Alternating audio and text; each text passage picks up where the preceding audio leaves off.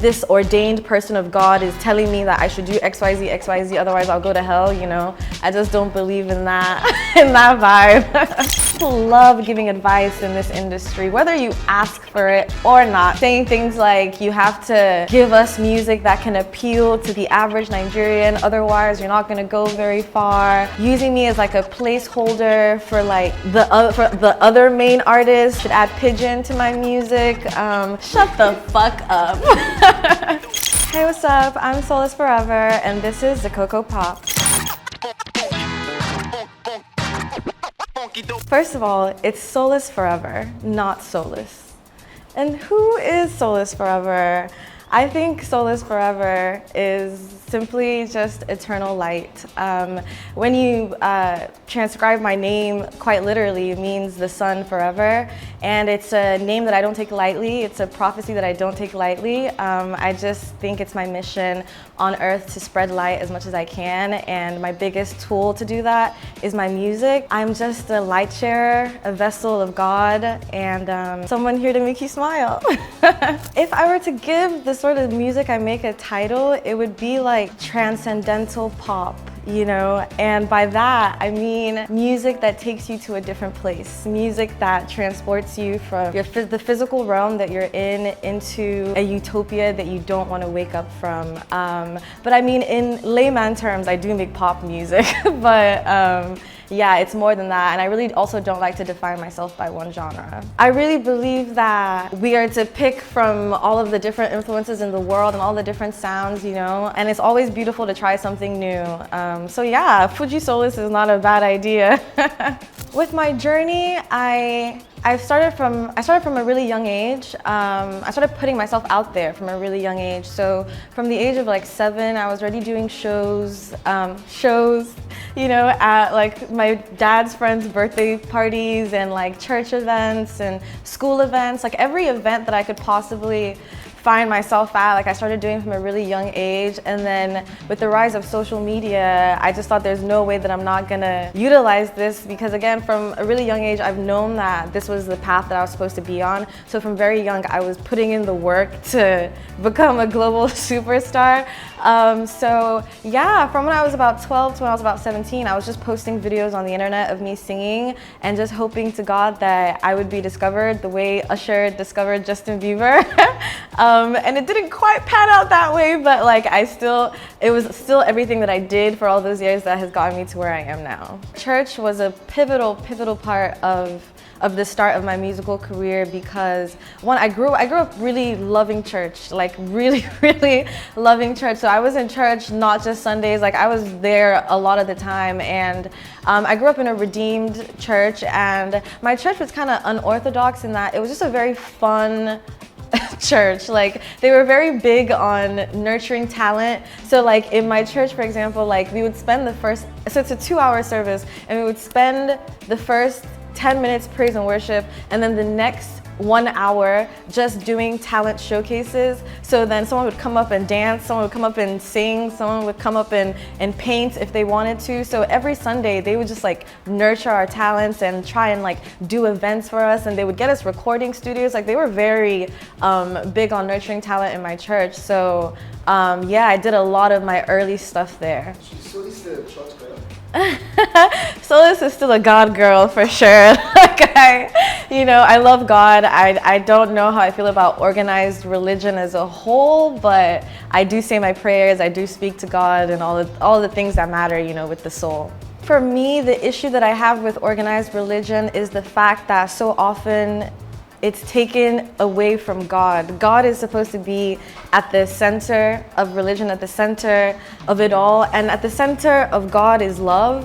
And for me, that is, to me, the most important message in the Bible. Out of every commandment, everything is still rooted in love. And I just feel like with organized religion and with pastors, like church not even just church, organized religion as a whole, just feels like a money-making scheme, or, you know, you never know the intentions with pastors, you know, and a lot of the time messages these days are so skewed, like, and veering so far off from like the actual messages in the Bible, or even taking the words in the Bible and manipulating it to fit another narrative. Like, it's just too messy for me. I just believe in the because even when I was a church girl, I still very much had a personal relationship with God. It was very much like, it's me and my homie, and I'm listening to them directly, as opposed to this ordained person of God is telling me that I should do XYZ, XYZ, otherwise I'll go to hell, you know? I just don't believe in that, in that vibe. I mean, for sure, being a woman in the industry is already one struggle. Being an alternative artist in the industry is another struggle. So being a female alternative artist in Nigeria is a double whammy for sure. Yeah, I've definitely faced a lot of challenges in that, like, at different points in time in my career, there have been people that just like will try and advise me. People love giving advice in this industry, whether you ask for it or not. And, you know, and saying things like, you have to give us music that can appeal to the average Nigerian, otherwise you're not going to go very far. Or people just using me as like a placeholder for like the other main artists, or just always trying to make it seem like I'm gonna be at this level forever if I don't try and change my sound, or I should add pigeon to my music. I get all sorts of things, but for me, I never really focused too much on the challenges because they don't even feel like challenges to me. It just feels like, okay, this is all talk, moving on. Like, I sort of know what I'm doing with my life. I know where I want to go. I know the path to go there. And I'm just doing my thing. And I think doing my thing has gotten me this far, so it'll definitely get me to all the other places I want to go. So I'm chilling. Shut the fuck up. Ooh, I've got 10 tattoos. This is one of my favorites ever. I don't know if y'all can do up closes, but it's a web of love. So if you can see it, the web is in the shape of a heart, and there's a heart in the middle of it. And I got that, one, because I wanted like an edgy tattoo to reflect the slight edginess that I possess. But at the root of it, it's a web of love because it, again, just ties into my mission of wanting to spread love everywhere I go. And so in this little life of mine, I'm just building a web of love, you know, everywhere I go. This is the first tattoo I ever got. It says Gloria. I got this at 17 years old. Gloria is my grandma who passed away around that time. And she just meant the whole world to me. She was a ray of sunshine. She was a ball of light. She was Solis before Solis. Like, if you want to talk about light and like what being the sun feels like, that's who she was. So I just had to immortalize her on my skin real quick when she passed. And then I have this one, which is the sun and the moon hanging, you know, with the hand, and I'm a Libra, and our symbol is the scale, and this is just a representation of that, of how I'm constantly trying to balance, you know, night and day and light and darkness, because as much as you can try to be light and be light, darkness exists in the world and inside of us in ways that you can't escape. You have to face and confront your darkness as well as the light. And then we have this one, which is just 4 hearts intertwined, because again, I'm just a lover girl through and through. Like, I can't help it. Maybe Asha. There's a feeling, you know how like when an artist drops music, it ties into that specific point in your life that the music was dropped. Asha dropping her self-titled that year, I don't know, 2008, 9, whenever that was, and just listening to that sort of music coming from Nigeria at the time was just so inspiring to me. The fact that she would just like have a guitar and sing over it, and the texture of her voice, and she was just so alternative. Like, she was one of my first glimpses of what it's like to be an alternative artist in Nigeria, and I just held on to that ever since. I have no clue. I'm so bad at remembering names, but I know that it was a good album. Tibaka, macho, macho, Mimi Silab. That one is my favorite. Please, I love you, and I'm a real fan despite me not knowing your second album, I swear. So I just released an EP called Ghost Town, and Ghost Town is a very like soft rock, indie pop sort of project. And oftentimes people ask me when I drop a project, like, oh, would you say that this is who Solis is? And every time I sort of say no, and I don't know if that's a bad thing or a good thing, because for me as an artist, I just see myself as a storyteller. So I can never really say, oh, this this is quintessentially who I am. It really is just, I always have a story to tell, and I'll try and tell that story in the best way possible. And so for me, with Ghost Town, I had a story to tell, and it was a story of immense pain. I seem to always be going through something, huh? But it was a story of immense pain and heartbreak, and the kind that leaves you very angry. And when I started working on the music, I wanted that anger to reflect in the sound. So I wanted it to be punchy, I wanted it to be loud, I wanted it to be bouncy, I wanted the pain and the anguish to reflect, as opposed to like my other project that was very soft and sweet and gentle.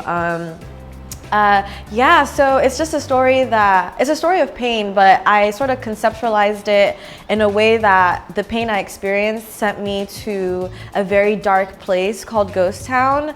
And in Ghost Town, in order to get to the other side, you know, I had to fight a lot of battles. I had to fight monsters and ghosts and demons and all sorts of ugly things to make it out on the other side. So metaphorically, I'm in this ghost town and I'm, you know, fighting evil and trying to, you know, conquer the day. But in literal terms, it was me just trying to battle the emotions of heartbreak and pain that I felt, because it literally felt like I was sent to hell after what I experienced. And that's sort of like the general premise of Ghost Town. Yeah, and it just sort of like takes you track by track on that journey of dealing with pain and how heartbreak can feel like grief sometimes, and you kind of have to go through those stages of, like, you know, pain and denial and anger and all of those things, and you'll hear it in the music. Yeah, that's Ghost Town. Arise, is that right? Arise, O compatriots, Nigeria's call obey, to serve our fatherland with love and strength and with love and honesty.